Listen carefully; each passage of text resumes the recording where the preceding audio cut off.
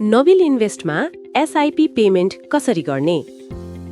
नविल इन्भेस्टको नयाँ प्रणालीबाट तपाईले दुई तरिकाले एसआईपी पेमेन्ट गर्न सक्नुहुन्छ। पहिलो तरिका, गेस्टको रूपमा लगइन नगरी। यदि तपाईले नविल इन्भेस्टको सिस्टममा पहिले नै दर्ता गरिसक्नु भएको छ भने अब एसआईपी पेमेन्ट गर्न हरेक पटक लगइन गरिरहनु पर्दैन। सिधै एसआईपी पेमेन्ट गर्नको लागि यी प्रक्रिया अपनाउनुहोस्। सर्वप्रथम सिस्टमको होम पेजको टप बारमा रहेको पे एसआईपीमा क्लिक गर्नुहोस्। अब एउटा फारम खुल्नेछ। त्यहाँ तपाईले आफ्नो बीओआईडी जुन तपाईको डीम्याट खाताको आईडी हो त्यो प्रयोग गर्नुपर्ने हुन्छ।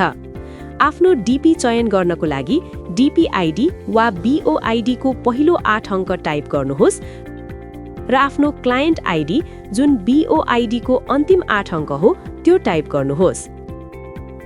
गेस्ट मोडमा भुक्तानी गर्दा तपाईले प्रविष्ट गर्नुभएको विवरण गलत भएमा अर्कै व्यक्तिको खातामा रकम जम्मा हुन सक्ने भएकाले आफ्नो बीओआईडी सही भएको कुरामा विशेष ध्यान दिनुहोला र राम्ररी रुजु गर्नुहोला।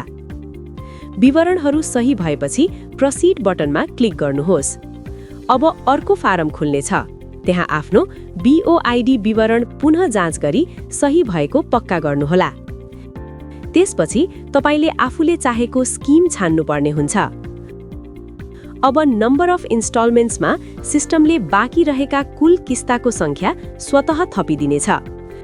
तपाईले आफूले तिर्न चाहेको किस्ताको संख्या त्यहाँ राख्न सक्नुहुन्छ, जुन तलको विवरण खण्डमा पनि देखिनेछ। अन्त्यमा सबै विवरणहरू सही भएको सुनिश्चित गर्नका लागि पुनः जाँच गर्नुहोस् र पे नाउ बटनमा क्लिक गर्नुहोस्।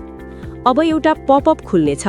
त्यहाँ दिइएको विवरणहरू पुनः जाँच गर्नुहोस्, आफ्नो उपयुक्त पेमेन्ट मेथड छान्नुहोस् र कन्फर्म एन्ड पे बटनमा क्लिक गर्नुहोस्।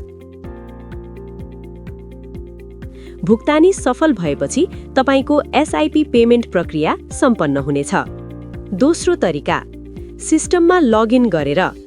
यदि तपाई सिस्टममा लगइन गरेर एसआईपी पेमेन्ट गर्न चाहनुहुन्छ भने आफ्नो डीपी, क्लायन्ट आईडी र पिन प्रयोग गरी सिस्टममा लगइन गर्नुहोस्।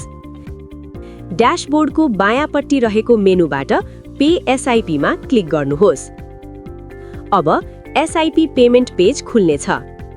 त्यहाँ दुईवटा छुट्टा-छुट्टै ड्रप डाउनबाट आफ्नो डीम्याट खाता र तपाईले तिर्न चाहनु भएको एसआईपी छान्नुहोस्।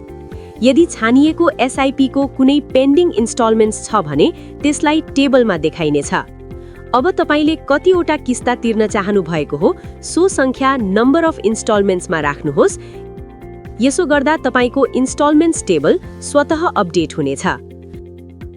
अन्त्यमा टोटल अमाउन्ट रुजु गरिसकेपछि अगाडि बढ्नको लागि कन्फर्म एन्ड पे बटनमा क्लिक गर्नुहोस्।